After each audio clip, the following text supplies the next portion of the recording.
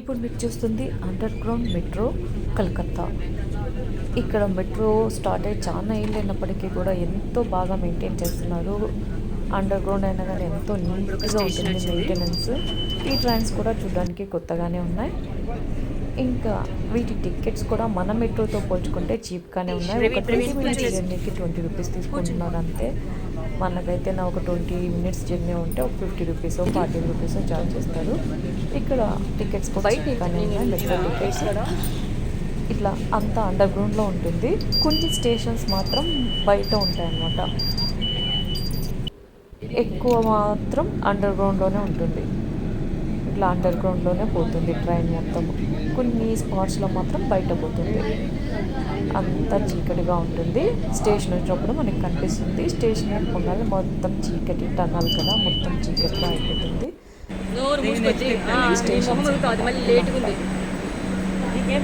చూస్తున్నారంటే